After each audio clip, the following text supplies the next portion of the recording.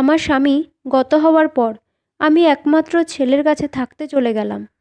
কিন্তু সেখানে গিয়ে আমি দেখলাম আমার বৌমার এক ভিন্ন রূপ, আর ছেলেরও এক অন্য দিক। আমি জানি তাদের মনে কি চলছে। তারা চায় আমি বৃদ্ধাশ্রমে চলে যাই, কিন্তু এটাই যে আমার ভাগ্য ছিল এরকম কিছু আমি কল্পনাও করতে পারিনি। তারপরেও ছেলের মুখের দিকে তাকিয়ে আমি কিছু না বলে সেখানে থাকতে শুরু করলাম। কারণ আমার দুটি নাতি নাতনি, যাদেরকে আমি নিজের প্রাণের থেকেও বেশি ভালোবাসি। তাদের এক ঝলক দেখলেই আমার মনে শান্তি হতো। আমার বৌমা কোনোদিনও আমার সাথে ভালো ব্যবহার করতো না, তবে ছেলেটা মাঝে মাঝে একটু খেয়াল রাখতো।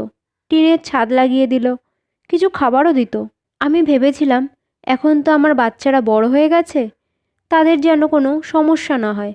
তাই আমি বারান্দার একটা ছোট ঘরেই থাকতাম। এইভাবেই দিন কাটছিল। একদিন আমার স্বামীর বহু পুরানো দিনের বন্ধু আমাদের বাড়ি এসে পৌঁছালেন। তারও অবস্থা আমার মতোই ছিল। বয়স হয়ে গেছে, হাঁটতে চলতে পারতেন না। ছেলে বৌমাও ঠিকভাবে দেখাশোনা করে না। অনেক দিন পর তাকে দেখে আমারও খুব ভালো লাগলো। আমি বুঝতে পেরেছিলাম এত কষ্ট করে যখন উনি এখানে এসেছেন, তখন এটাই আশা করছেন যে আমি হয়তো তাকে কিছু খেতে দেব। তাই আমি আর কিছু না ভেবে ওনার জন্য খাবার তৈরি করলাম এবং ওনাকে খেতে ডাকলাম।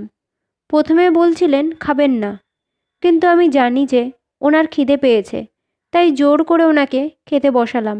আমার বৌমা আমাদের দুজনকে খেতে বসতে দেখে নিয়েছিল। সেদিনও কিছুই বলেনি। এইভাবে 4-5 দিন আমি ওনাকে খাবার বানিয়ে খাইয়েছি।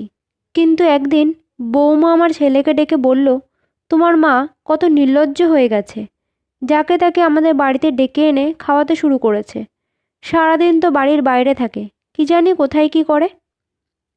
আমার স্বামী কষ্ট করে টাকা রোজগার করছে, আর আপনি যাকে তাকে খাইয়ে তা ধ্বংস করছেন। তুমি ওনার খাওয়া দাওয়া কিছুদিন বন্ধ করে দাও, তাহলে ওনার শিক্ষা হবে। আমি তাকে বললাম, ওটা তোমার শ্বশুরমশাইয়ের ছোটবেলার বন্ধু, আর আমি তো আমার ভাগের খাবারই ওনাকে খাইয়েছি। তবুও বৌমা আমাকে নানা রকম খারাপ কথা বলতে শুরু করলো। সেদিন ছেলেও আমাকে বাড়ির পেছনের গলিতে গিয়ে বসিয়ে রেখে বলল, আজ সারাদিন তুমি এখানেই বসে থাকো, তাহলে যদি তোমার একটু শিক্ষা হয়।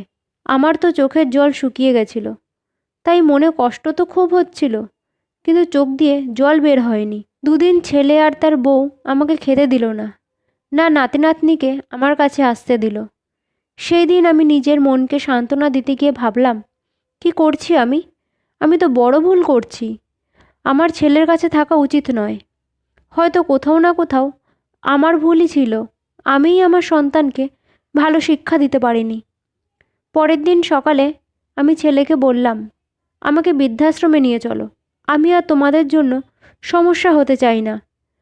তখন আমার বৌমা বলল, একদিন না খেয়ে থেকে শিক্ষা হয়ে গেছে। ছেলেও মুখে কোনো কথা না বলে তাড়াতাড়ি আমাকে প্রস্তুত হতে বলল। তার মধ্যে এক নতুন ধরনের আনন্দ ছিল। বৌমা ছেলেকে বলল, শোনো, ওনাকে আবার বাড়ির আশেপাশের কোনো বৃদ্ধাশ্রমে রেখে এসো না যেন। দেখা গেল 2-3 দিন পরেই আবার চলে আসলো। তোমার মায়ের তো কোনো ভরসা নেই। শুনে আমি বৌমার কাছে গিয়ে বললাম, তুমি কিছু চিন্তা করো না মা, আমি আর তোমাদের কাছে ফিরে আসবো না। আমি জানতাম আমার সন্তানদের সাথে আর হয়তো দেখা হবে না। আমি ছেলেকে বললাম, তোমরা ভালো থেকো, আমি চলে যাচ্ছি। যাওয়ার আগে বৌমাকে বললাম, তুমি নিজের খেয়াল রেখো। সে আমাকে মা না ভাবলেও আমি কিন্তু তাকে মেয়ের মতোই ভাবতাম। থাক এই সব কথা। অবশেষে ছেলে বৌমা যা চেয়েছিল তাই হলো। ছেলে আমাকে বেশ দূরের এক বৃদ্ধাশ্রমে পৌঁছে দিল। সেখানে এসে দেখলাম আমার মতো আরও অনেক মানুষ আছেন। কিছুদিন মন খারাপ থাকলেও সত্যি আমি এখানে মানিয়ে নিয়েছি। কিছু কাজকর্মও করি এখানে।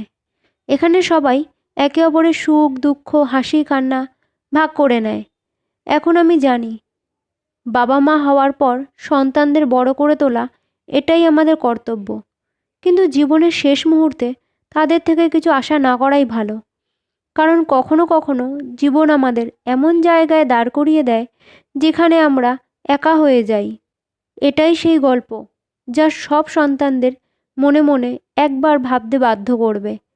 কেননা জীবনের একটা সময় এমনও আসে যখন বাবা মা আমাদের কাছে সঙ্গ দেওয়ার মতো থাকেন না, কিন্তু একমাত্র তাদেরই ভালোবাসা যা আমরা কখনো ভুলে যেতে পারি না।